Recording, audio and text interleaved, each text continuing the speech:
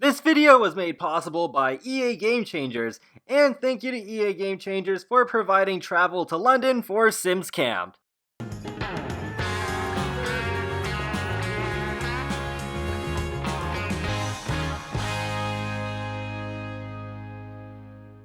Hey folks, how's it going? This is Iron Seagull here, back with more early access coverage of The Sims 4 Get Famous from Sims Camp. So this time I'm doing another object overview, and this time it's of the pond. No, it's not a return of the pond tool, it's just another object. So I know it does seem kind of random to be doing a dedicated video to a pond, but there's definitely more here than I was expecting. I thought it was just going to be something where it's like, okay, you can fill it with fish and feed them, and that's basically it.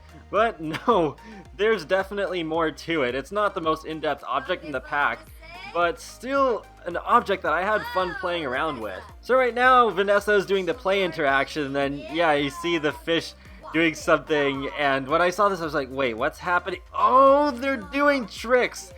They actually flip around and do stuff. It's not just Vanessa trying to look cute. They actually are doing tricks for her, and this was when I was sold on this object. I was like, oh my gosh, this is so cool. So having these fish in the pond, even though you can't like choose the exact fish from your inventory, you only have a few pre-made options. There's the koi, the sharks, and the piranhas. They feel a bit more like actual pets than the fish that you store in a bowl or in an aquarium. And now you can see at the end of the interaction, Vanessa is feeding them, I guess just to reward them for their good tricks.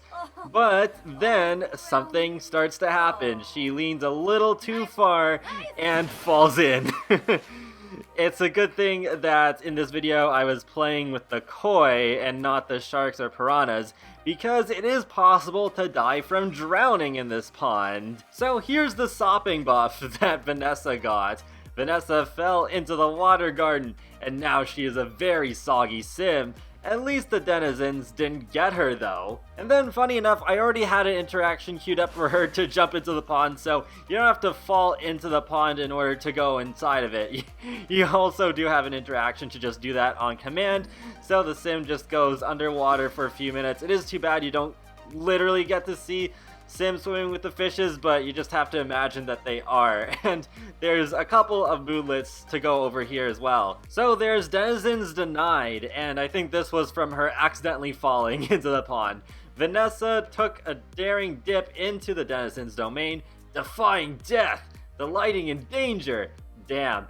Vanessa's now very damned, but also the victor. Then we also got playful denizens from voluntarily jumping into the pond. What a lively bunch of whippersnappers!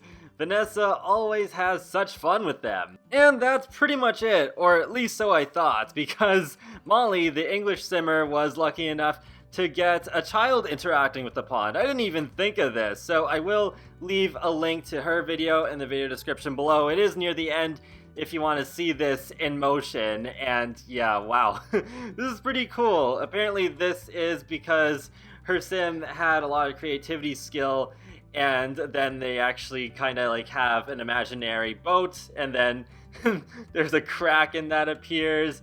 It definitely reminds me of some of the visual stuff that can appear from the imagination skill when toddlers play with the playground equipment from toddler stuff. So yeah, that's a really cool touch in my opinion, especially in a pack that is so much more focused on the adults than the kids.